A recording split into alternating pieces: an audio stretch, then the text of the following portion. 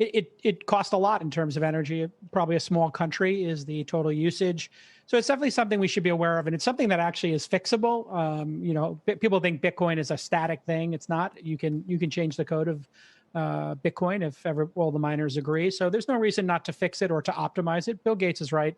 But like anything, the crypto kitties are so sensitive that if you say anything negative about crypto and you maybe tell people to pump the brakes or be careful putting their entire net worth into it, they all just freak out and then start sending memes to you for 12 hours on Twitter. So of course it's an issue. Any reasonable adult would say it's an issue, but so was having bank branches. And we used to have 25,000 of them in the United States, according to a quick research I just did.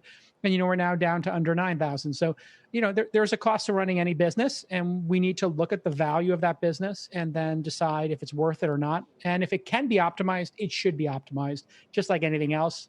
The bigger picture is there's probably better uses of our time in terms of solar and nuclear and other projects we could be working on. Bitcoin is but a fraction of 1% of the global Pomp, energy usage. you're being so patient. I'm shocked you're able to contain yourself. It's because I'm right. Pomp's going to just agree.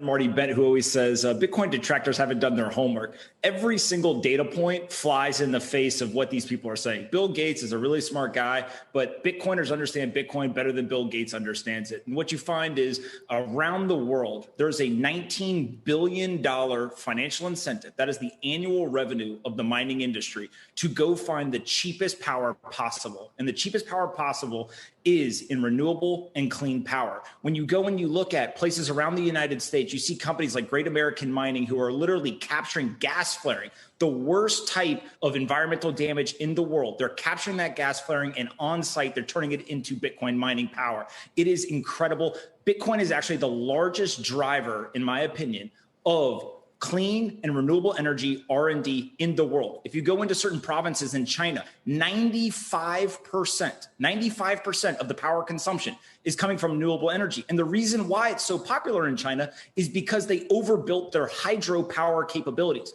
There is stranded power all over this world. And what we are finding is that financial incentives drive the world. There's $19 billion at stake today. As the price of Bitcoin continues to go up, there will be a larger and larger financial incentive. And people want to use clean, renewable energy to mine Bitcoin. They're already doing it. And Bill Gates, frankly, doesn't understand Bitcoin. He doesn't understand the power consumption. What we should be listening to is the industry experts, not people who don't understand what they're talking about. Every single data point disproves what he's saying, yet we run around because it's Bill Gates. Bill Gates was great in the 80s and in the 90s and into the 2000s. Bill Gates has been against Bitcoin, and Bitcoin has continued to prove to be one of the most important technologies over the last decade, and it will continue to persist regardless of what Bill Gates, Warren Buffett, or Jason, I love Jason, but whatever Jason says, Bitcoin will continue to still be a worthwhile technology that drives clean and renewable energy R&D around the world. I own Bitcoin. I think it's a brilliant technology. Doesn't mean it can be more efficient. And what you just stated was a bunch of opinions. You don't actually know. I don't actually know where all of these mines are located. And yeah, you're right. They're going to go to wherever they can get the cheapest energy, or they can steal energy, which is a big part of it as well. People are, figuring out ways to hijack off of the grid, whatever energy they can find. There's no reason to not optimize it. We should optimize it. But here's the classic playbook of any pomp or pump, like person, which is you attack Bill Gates and say he's washed up or whatever. Bill Gates is one of the greatest, technologists of all time, all due respect, certainly going to contribute more to the planet than you ever will, Pomp.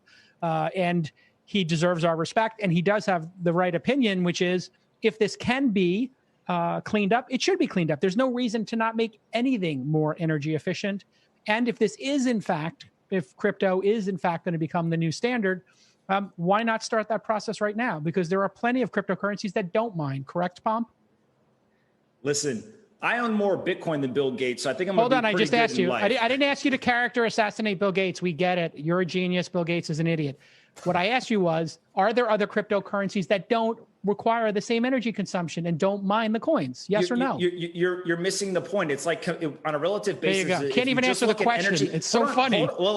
If you allow me to answer the question, if I want to compare total energy consumption, then the U.S. banking system and the U.S. dollar is the most wasteful energy consumption we have. That would be a ridiculous argument in your opinion. What ends up happening is 74%, Fidelity, CoinShares, a number of organizations have done large scale studies. You can use Google, just go Google it. 74% or more of all energy consumption in Bitcoin mining is renewable power. Literally, Bitcoin mining is cleaner consumption of power than the US dollar. I don't see anyone here saying that we should go stop using the US dollar because it consumes so much power and is dirty power. Third time. Bitcoin is cleaner.